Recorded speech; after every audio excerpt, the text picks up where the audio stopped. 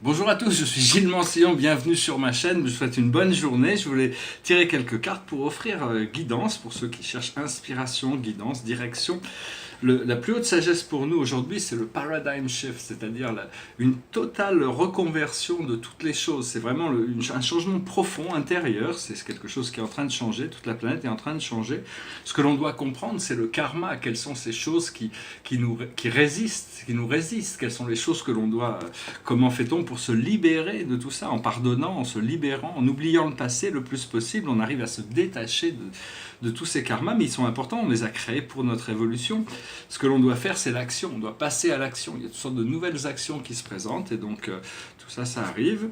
Et la carte générale pour nous, c'est les responsabilités, c'est-à-dire pas être responsable, on est responsable de nos pensées, de nos mots, de nos actions, et donc il faut toujours arriver à chercher les erreurs en soi pour les corriger, mais c'est pas cette carte de responsabilité, c'est par rapport à nous-mêmes, qu'est-ce qu'on a prévu de vivre sur Terre, et donc il faut essayer de s'éviter de se mettre des responsabilités qui sont des choses qui ne nous regardent pas. Je vais faire un chakra pour voir pour les chakras avec les cartes des anges, un peu pour voir quelle est une guidance additionnelle. Alors à la base, on a quelque chose, cette carte de la rencontre. La rencontre, c'est une rencontre importante. C'est des rencontres, des fois il y a des rencontres, ça peut changer une vie, une rencontre. Et donc ça, c'est à la base, c'est le potentiel de ce qui est à la base. Donc c'est arriver à s'aligner, se préparer pour faire cette rencontre. Il faut être naturel, il faut être soi-même, et puis tout se passe bien généralement. Ce que l'on voit au niveau du deuxième chakra, au niveau qui contrôle tous les plans terrestres, c'est la consolation. C'est-à-dire arriver à pouvoir se consoler de tout son passé pour pouvoir arriver dans quelque chose où on est pleinement épanoui et créatif. Ce que l'on voit au niveau du plexus solaire, là où notre centre d'énergie, c'est l'énergie, c'est la carte numéro 1, c'est-à-dire l'harmonie, c'est les énergies, c'est pur potentiel, hein. Tout est potentiel, tout est énergie, la matière est une forme d'énergie, tout est énergie, mais la matière est une forme d'énergie qui a ralenti et qui se manifeste sous ces formes de vibrations de petits atomes et particules. Aussi, au niveau du cœur, on a l'acceptation, c'est-à-dire, bon, il faut accepter la vie, amor fati, accepter toutes les circonstances de sa vie, accepter toutes les choses, et au plus on est dans l'acceptation, au plus on prend conscience des choses que l'on a besoin de shifter, d'échanger, de changer. Ce que l'on voit au niveau de notre communication, le cinquième chakra, c'est la communication, donc c'est important d'être clair, de communiquer. Donc là, bon, il y a toutes sortes de nouvelles...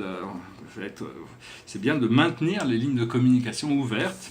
Ce que l'on voit au niveau de notre troisième œil, c'est-à-dire le centre de notre conscience, hein, notre conscience réside essentiellement au centre du cerveau, c'est le plus important des chakras, c'est l'élévation.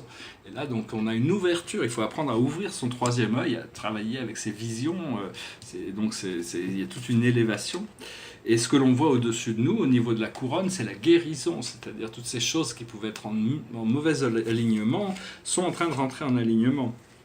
À la base, au niveau de l'étoile terrestre, en dessous de nos pieds, on a la justice. Donc tout ça, c'est des choses, il y a tout un équilibre, une harmonie qui se présente, un nouveau sens de l'harmonie. On nous a fait voir ce que l'on n'aimait pas, ce que l'on voulait pas, et donc maintenant, on va pouvoir passer à l'intégration de ces choses. Et ce qui arrive au-dessus, au niveau de notre étoile de l'âme, c'est les réjouissances. Donc c'est vraiment se réjouir pour toutes ces choses merveilleuses qui arrivent. Voilà, j'espère que cette lecture aura été intéressante pour vous. Je vous remercie d'aimer, de partager, de commenter, de souscrire si vous voulez voir plus de ces messages.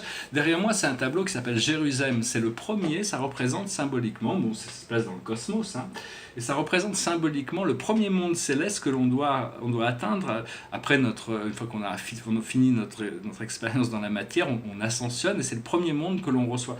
Alors au départ, on arrive dans ce qu'on appelle où est-ce qu'ils sont, dans les mondes morantiels, c'est-à-dire que en réalité ce groupe, c'est un groupe, il y a une grosse planète au centre qui est à peu près 100 fois comme la Terre, il y a 7 grosses planètes satellites qui sont 10 fois grosses comme la Terre, et chacune de ces satellites a 7 sous-satellites, c'est des petites planètes, et donc on doit passer par le monde morantiel, c'est le monde de la lumière, les mondes angéliques, les mondes super angéliques, les mondes des fils, le monde de l'esprit, et le monde du Père, et le monde des finaliteurs.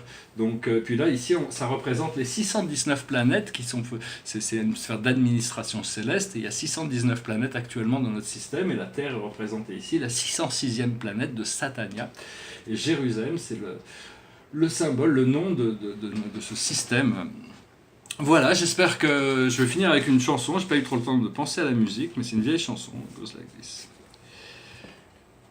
Hello darkness, my old friend. I've come to talk with you again. Because a vision softly creeping left its seed while I was sleeping. And the vision that was planted in my brain still remains within the sound of silence. In restless dreams I walk alone, narrow streets of cobblestone, 'neath the halo of a street lamp. I turn my collar to the cold and damp, when my eyes were stabbed by the flash of a neon light that split the night and touched the sound of silence. And in the naked light I saw 10,000 people, maybe more, people talking without speaking, people hearing without listening, people writing songs that voices never share, and no one dare disturb the sound of silence. Fool, said I, you do not know, silence like a cancer grows. Hear my words that I might teach you, take my arms that I might reach you. But my words like silent raindrop fell, and echoed in the wells of silence.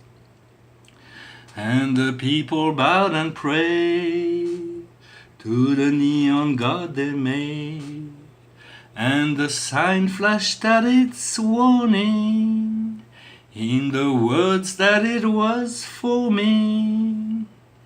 And the sign said the words of the prophets are written on a subway wall, and Tenement Hall, and whispered in the sound of silence. Voilà, je vous remercie. En essence, cette chanson nous rappelle l'essentiel. Tout ce que l'on a besoin de découvrir ne peut être découvert que dans le silence. Donc il faut vraiment prendre le temps pour chaque jour de trouver ces moments de silence, essayer de respirer, de faire le vide le plus possible pour ouvrir notre esprit à recevoir cette lumière supérieure. Je vous souhaite une excellente journée. Je vous dis à bientôt. Namasté.